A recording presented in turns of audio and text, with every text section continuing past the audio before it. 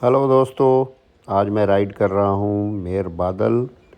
इसको मैं पिछले कुछ दिन से ट्रेनिंग दे रहा हूँ।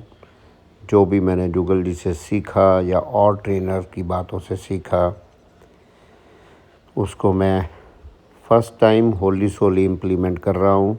अदरवाइज़ तो जब भी हमने किया, जुगल जी को असिस्ट किया या उनके ट्रेन किए हुए घोड़ों को चलाया, मगर इस घोड़ी को फ़र्स्ट टाइम मैं होली सोली चला रहा हूँ। ये ब्रेक तो थी, ऊपर बिठाती ज़रूर थी, मगर चाल का इसको कोई इल्म नहीं है। ये सिर्फ वॉक में चलती थी।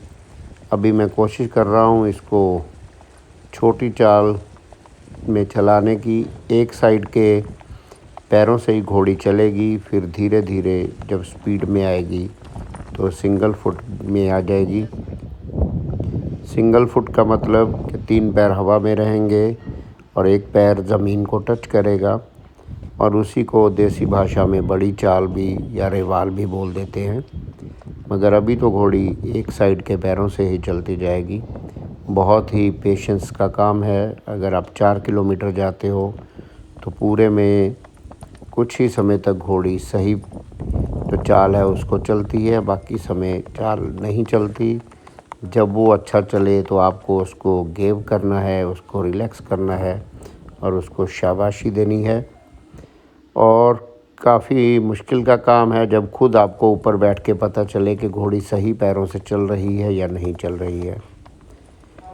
और ट्रेनर्स वाकई बड़ा हार्ड अर्निंग मनी कमाते हैं, और जब घोड़ा ट्रेंड हो जाए तो लगता है कि शायद वो ऐसे ही पैसे इतनी जल्दी लेके चले गए।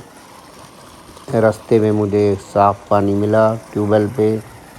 ज़्यादातर घोड़े इसकी आवाज़ से भी डरते हैं जो फार्म से कभी बाहर नहीं जाते, मगर लॉन्ग राइडर्स के लिए ज़रूरी है कि उनके घोड़े हर एक तरह के सोर्स से पानी पी सकें।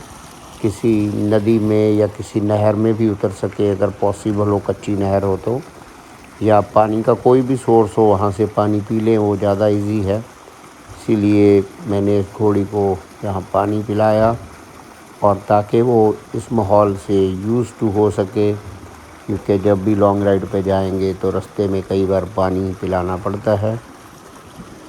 और फ्रेश वाटर कहीं भी मिले आपको तो ज़रूरी है कि आप अपने घोड़े को ऑफ़र ज़रूर करें। पंजाब इस समय सरसों के फूलों से भरा हुआ है। पिछले साल सरसों की फसल काफ़ी महंगी हुई, इसीलिए गांव देहात में आजकल सब जगह सरसों नज़र आ रही है। क्योंकि एक साल फसल जब महंगी होती है तो नेक्स्ट ईयर लोग अपना लक ज़रूर उस फसल में ट्राई करते हैं। और रास्ते में मुझे एक जगह मिली जहाँ पे जेसीबी के साथ मिट्टी लिफ्ट हो रही थी। जेसीबी से भी घोड़े खूब डरते हैं क्योंकि वो बहुत विशाल होती है। उसका कलर पीला होता है, चमकीला होता है। घोड़े बेशक कलर ब्लाइंड होंगे, मगर फिर भी पता नहीं क्यों वो पीली चीज़ों से ज़रूर डरते हैं। कुछ घोड़े स्पेशली स्कूल बसों से डरते हैं।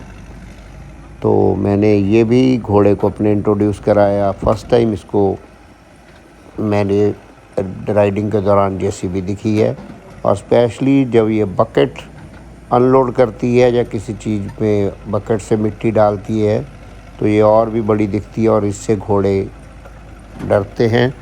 सो मेरी कोशिश है कि इसको थोड़ा थोड़ा जैसे जैसे लॉन्ग राइड्स पे हम लोग लाते जाएंगे, चाल के साथ साथ इसको और चीज़ें भी सिखाई जा सके, ताकि इसके सब तरह के डर मिट जाएं। किसी भी चीज़ से ये लॉन्ग राइड के दौरान ना डरे, और धीरे धीरे इसको हम एक बॉम्ब प्रूफ घोड़ी बनाएं। सबसे बड़ी की है पेशेंस। पहले मैं पेशेंस लूज़ कर जाता था जब घोड़े को चाल सिखाने की कोशिश की, मगर इस बार मेरा इरादा पक्का है कि मैं बिल्कुल भी पेशेंस लूज़ नहीं करूँगा। भले मुझे 10 दिन लगे, भले 1 महीना लगे, मगर मैं इस घोड़ी को चाल की एक अच्छी घोड़ी बनाने की पूरी कोशिश करूँगा। अभी ये थोड़े अच्छे पैरों में आ रही है, और जैसे जैसे इसकी चाल स्मूथ होगी तो इसका सिर भी हिलना बंद हो जाएगा, और इसका जो हेड है वो अपने आप लोअर हो जाएगा। इसके सिर का एंगल काफ़ी नीचे हो जाएगा और ये बड़े आराम से चाल चलती जाएगी। रास्ते में मुझे मिल गए जेटी भी हमारी दूसरी घोड़ी को आजकल चाल सिखाने के जो बेसिक है, छोटी चाल जो ज़मीन का काम है उस पे काम कर रहे हैं।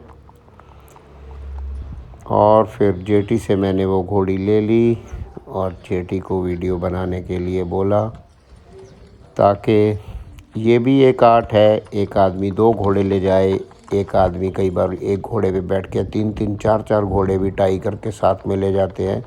स्पेशली जो पोलो खेलते हैं उनको आप देखेंगे, एक के पीछे एक घोड़ा बांध के या एक के साथ एक घोड़ा बांध के वो कई घोड़ों पे ले जाते हैं।